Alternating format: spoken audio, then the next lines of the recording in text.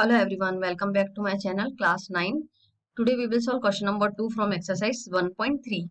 Question number 2 start करने से पहले जो भी चैनल पे नए हैं प्लीज सब्सक्राइब कर दीजिए, लाइक कर दीजिए। स्टार्ट करते हैं। इससे पहले क्वेश्चन नंबर 1 करा था जिसमें बताया था कि कौन सा टर्मिनेटिंग है और नॉन टर्मिनेटिंग डेसिमल्स। अब क्वेश्चन इसमें है you know that 1/7 equals to, इसकी वैल्यू दे रखी है, मीन्स की 1/7 को डिवाइड करके इन्होंने ये आंसर दे रखा है, वो बार में है। बार का मतलब क्या है, ये नंबर बार बार रिपीट हो रहा है 7 के बाद 1 से। Can you predict what the decimal expansions of 2/7, 3/7, 4/7, 5/7, 6/7 are? क्या प्रिडिक्ट कर सकते हो कि डेसिमल एक्सपेंशंस होंगे जो इसके 2/7 और इनके सबके कितने होंगे? Or without actually doing the long division, बिना डिवाइड करे। इफ सो हाउ, अगर ऐसा है तो कैसे? तो बिना डिवाइड करे डेसिमल एक्सपेंशन कैसे होंगे? 1/7 जो है उसकी वैल्यू ऑलरेडी दे रखी है यहाँ पे, तो थोड़ा सा लॉजिक लगाएंगे अपन। 2/7 को अपन कैसे लिख सकते हैं? 2 मल्टीप्लाई में 1/7। अगर इसको मल्टीप्लाई करा तो 2/7 ही आया, तो इसको 2 मल्टीप्लाई में 1/7 लिख सकते हैं। अब 1/7 है, 1/7 की वैल्यू कितनी दे रखी है वो लिख लो। ये वैल्यू है इसकी 0.142857, बार लगा दिया इसके ऊपर। ठीक है, अब बस इसको मल्टीप्लाई कर लो बिना डिवाइड करे। अपन इसको 1/7 की वैल्यू लिख करके 2 से मल्टीप्लाई भी तो कर सकते हैं। अब इसको भूल जाओ डेसिमल को, अभी 142,857 से मल्टीप्लाई कर दो 2 को। 7 2 टाइम्स 14, 5 2 टाइम्स 10 और 1 11, 8 2 टाइम्स 16 और 1 17, 2 2 जा 4 एंड 5, 5 2 4 2 टाइम्स 4 2 जा 8, 2 1 जा 2। तो अब ये क्या आया? डेसिमल लगाया, ये 0 आ गया क्योंकि यहाँ पे 0 है। तो आंसर क्या आ गया इससे मल्टीप्लाई करने पे? 0.285714। ओके, ये अब इस पे बार लगा देंगे। ठीक है, तो ये इस तरह से आंसर आ जाएगा। तो बिना डिवाइड करे अपन को आंसर निकालने थे, तो वो इस तरह से अपन 1/7 की वैल्यू पता है तो इसको फाइंड कर सकते हैं। 1/7 की वैल्यू रख करके 2 से मल्टीप्लाई कर देंगे। इसी तरह से अपन आगे करते हैं। कौन सा दे रखा है आगे? 3/7। तो 3/7 को 3 मल्टीप्लाई में 1/7 कर सकते हैं। ठीक है, तो 3 है, इन्होंने ये भी बोला है 1/7 की वैल्यू दे रखी है, मीन्स उसमें बोला भी है कि रिमाइंडर है, कुछ भी नहीं है, ये वैल्यू 1/7 डिवाइड करके रखा हुआ है। जब 1/7 डिवाइड करके रखा हुआ है तो 3 से बस इसको मल्टीप्लाई कर दो, 1/7 लिख सकते हैं इसको। 1/7 की वैल्यू पुट कर दो यहाँ पे 0.142857। ठीक है, अब ये इसके ऊपर बार हो गई है ना। तो अब क्या करा अपन ने? इसको मल्टीप्लाई करा 3 से, 142,857 मल्टीप्लाई बाय 3 करा, 7 3 जा 21, 5 3 15, 16 17, 8 3 जा 24, 5 25, 3 2 जा 6 7 8, 4 3 जा 12 और 3 1 जा 3 और 4। तो ये आंसर क्या आया इसका? 0 पॉइंट, अब 0 लगा देंगे क्योंकि 0 है। 0 को भूल जाओ, अभी डेसिमल के बाद वाली वैल्यू को सीधे मल्टीप्लाई कर लिया करो और फिर आप लास्ट में 0 लगा करके वैल्यू एज इट इज लिख दो।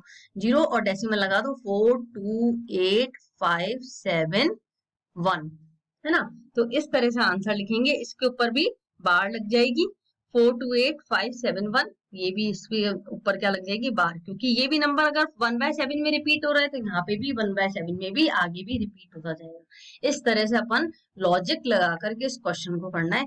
अब आगे सॉल्व करते हैं इसको ना। 4/7, तो 4/7 को 1 से मल्टीप्लाई करो 1, और सॉरी 4 मल्टीप्लाई कर दो 1/7 से, 4 1 जा 4, ये सेम डिजिट आ जाएगी। 4 मल्टीप्लाई में 7, 1/7 की वैल्यू रख दो, यहाँ पे दे रखा है, ये रखा वापस 0.142857 और ये हो गई इसके ऊपर बार।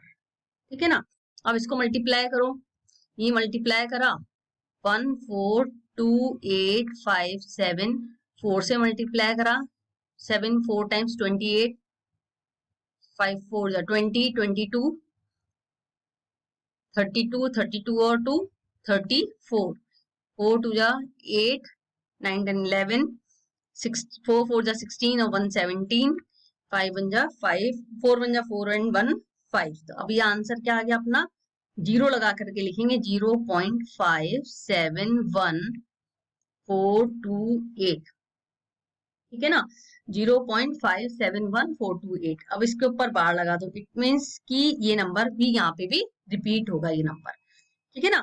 तो अब नेक्स्ट करते हैं इसका, ये नंबर यहाँ रिपीट हो रहा है तो यहाँ पे भी रिपीट होगा, बस ये देखना है अपन को। अब नेक्स्ट इसका कौन सा है, ये है इसका नेक्स्ट पार्ट 5/7। 5/7 में भी 1 मल्टीप्लाई में 5 मल्टीप्लाई में 1/7। अब 5 से मल्टीप्लाई करना है 1/7 की वैल्यू को, हो गई 0.142857, ठीक है। अब ये बार लग गई। अब इसको 5 से मल्टीप्लाई करा, 142,857 को मल्टीप्लाई करा 5 से, 7 5 35, 5 5 25, 25 और 25 और 3 28, 8 5 42 प्लस करे 42 और 5 2 10, 10 और 4 14, 5 4 20 और 1 21, 5 1 5 6 7। ये क्या आ जाएगा, बस डेसिमल जीरो लगा करके लिख दो 714285, जीरो डेसिमल के बाद में 0.714285। अब ये लग गई बार, ठीक है ना। इस तरह से करेंगे। अब एक लास्ट पार्ट और है 1/7 6/7 वाला, वो भी करते हैं। पार्ट है अपना 6/7 वाला, इसको करते हैं सॉल्व।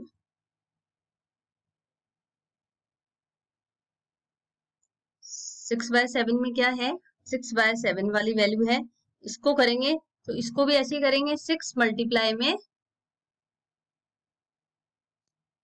अब यहाँ लिखा अपन ने 6/7, पार्ट है 6/7। 6/7 इसको अपन कैसे लिखेंगे, 1 मल्टीप्लाई में 6 मल्टीप्लाई में 1/7। तो 6 को मल्टीप्लाई करो 1 से, 6 1 जा 6, तो 6 मल्टीप्लाई में ब्रैकेट में 0.142857।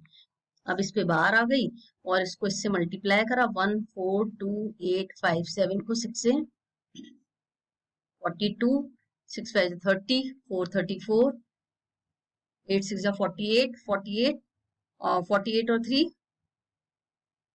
51। अब आया 6 2 12, 12 और 5 17, फिर 6 4 24, 125, 6 1 6 7 8। तो अपना आंसर क्या आ गया, 6 से मल्टीप्लाई करने पे जीरो लगा दो, जीरो डेसिमल 857142, 857142, इसके ऊपर आ गई बार। तो ये कौन से हैं, नॉन टर्मिनेटिंग और repeating, NTR, non terminating repeating, इनको ये बोलेंगे एनटीआर, मतलब नॉन टर्मिनेटिंग रिपीटिंग डेसिमल आ गए। नॉन टर्मिनेटिंग मतलब रिपीट हो रहे हैं इसलिए तो बार है इस पे, और नॉन टर्मिनेटिंग आंसर फिनिश नहीं हो रहा, तो ये हो गया नॉन टर्मिनेटिंग रिपीटिंग डेसिमल्स। तो इसको इस तरह से सॉल्व करेंगे पूरा। ये बहुत इंपॉर्टेंट क्वेश्चन है एग्जाम पॉइंट ऑफ व्यू से, ये आ जाता है, कई बार पूछ लेते हैं एग्जाम में, इसलिए अच्छे से करना इसको सॉल्व, लीनियंट मत होना इसके लिए ना। आई होप समझ में आ गया होगा। इसी के साथ क्वेश्चन नंबर 2 के सारे पार्ट्स फिनिश होते हैं, और जाने से पहले please like share and subscribe my channel.